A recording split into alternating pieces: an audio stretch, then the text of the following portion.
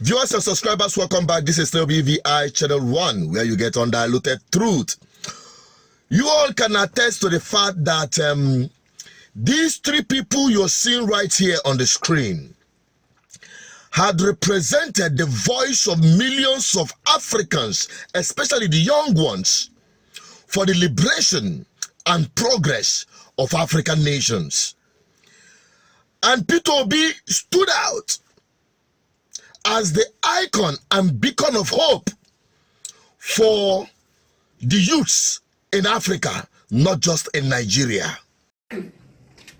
Because of what I started with, failed leadership over the years, Africa is also home to the highest number of poor people.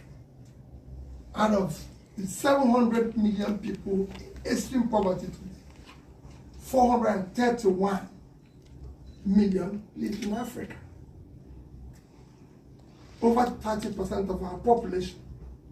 If you go to multidimensional poverty, out of 1.1 billion, over 60% is in Africa. With Congo and Nigeria leading. Today, in the surface of the world, Congo has the highest amount of natural, call it minerals, over 24 trillion. Nigeria has a similar situation. You can extrapolate Congo situation to all over Africa, where they have everything, but they are producing poverty. It cannot continue with that. With the energy they have, they can lead the world in technology, in health, in entertainment, in everything. All they want is leadership, purposeful leadership. Africa has what is,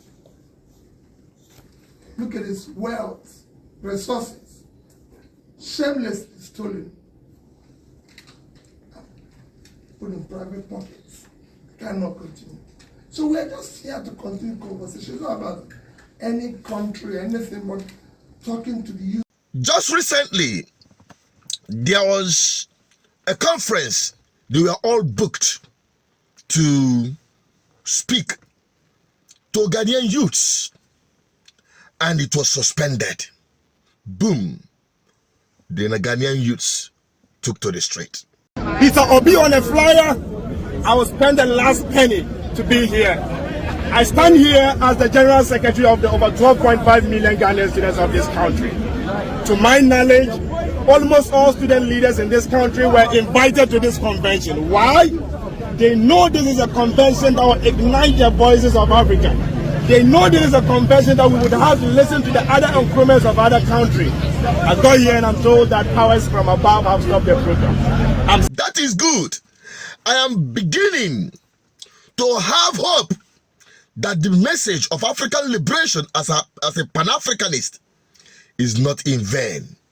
And the African youths are catching the fire. Every one of you know that these three people over time had been placed on this platform, their contents on this platform, and dishing it out to as many African youths as possible.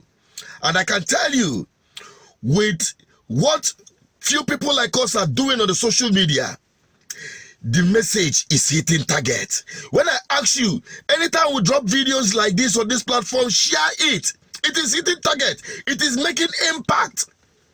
I just wish the Nigerian youths will not take the back seat. Just as much as Ghanaian youths are pushing every African nation, their young ones, which represents the hope of their nation, should stand up.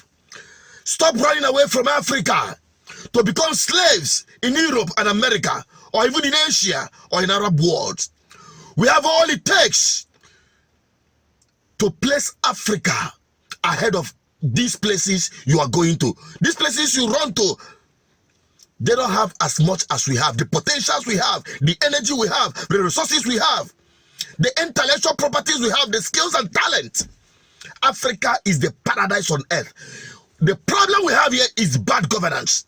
And this is what we are here and committed to give people like Peter Obi, Lumumba, and the rest of them the voice and continue energizing the African youths to wake up, because only political revolution across Africa will save Africans.